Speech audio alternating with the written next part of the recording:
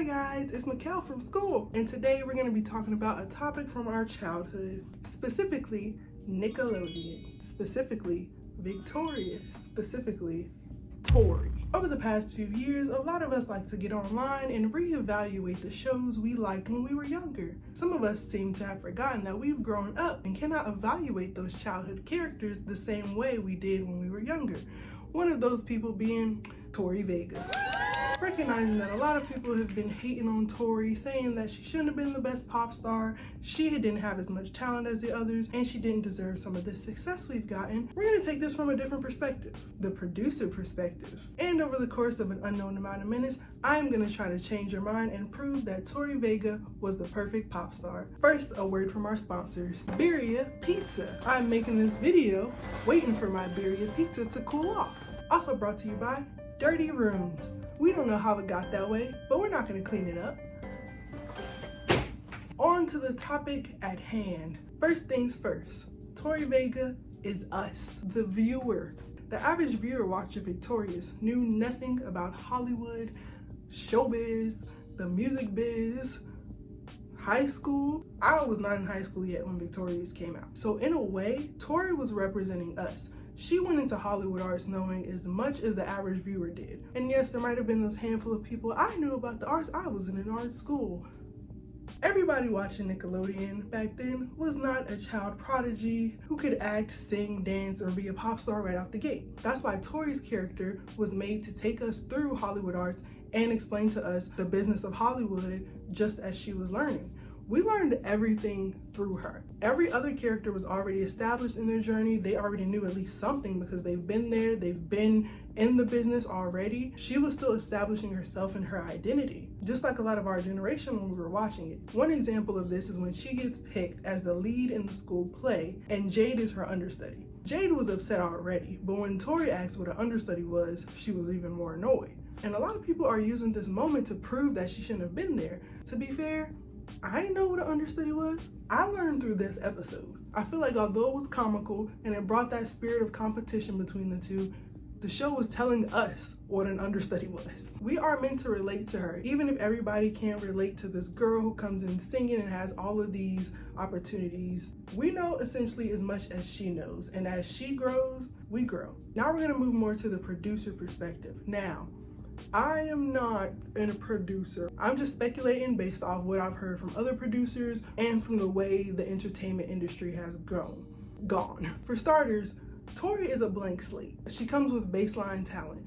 Now, she might not be the strongest singer. That's one of the biggest arguments, is that Kat and Jade and Andre were way stronger singers than she was. That's not the point. She can hold a tune at least.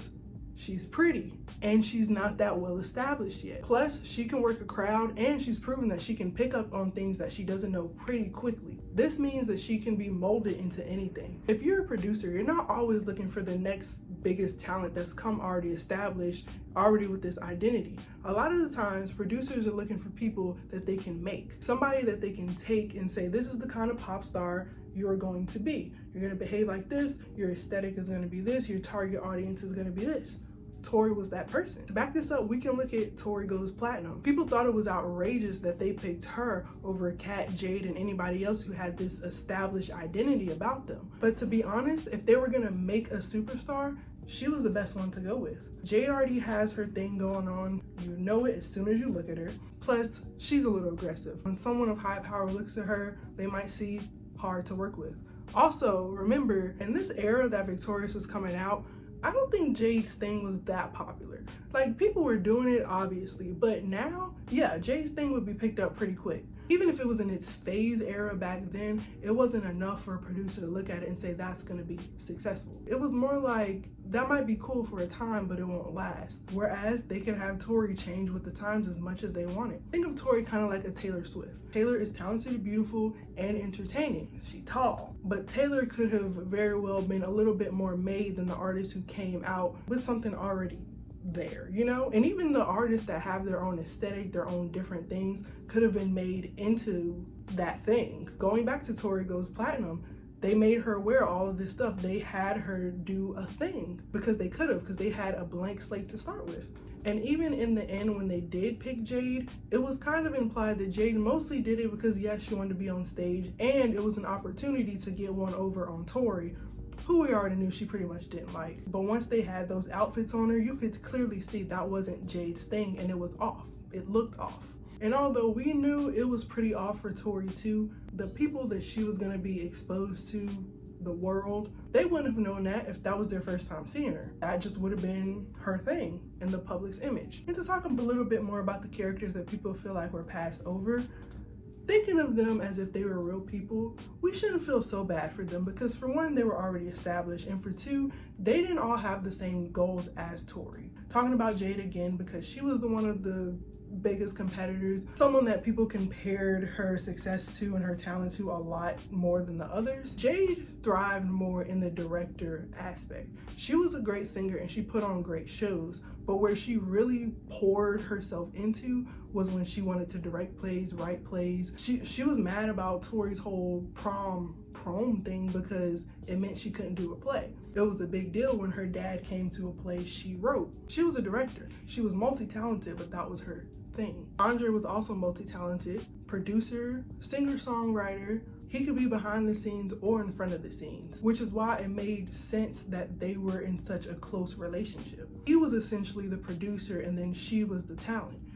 Because he had all of the talent himself, he knew what to look for in somebody he was going to make, somebody he was going to produce. I feel like the show put them together for a reason. He often wrote for her or helped her write a lot of her songs, and they usually performed together because they work well together, because producers and their talent go together. He was also like her mentor and kind of like her guiding light when she was just getting started out in Hollywood arts, something that we, the viewers, needed as well. He's like Pharrell. Pharrell will step in if he has to, but he really thrives kind of calling the shots and understanding what works and what doesn't. The other characters, Beck, Kat, and Robbie, they also had their own things.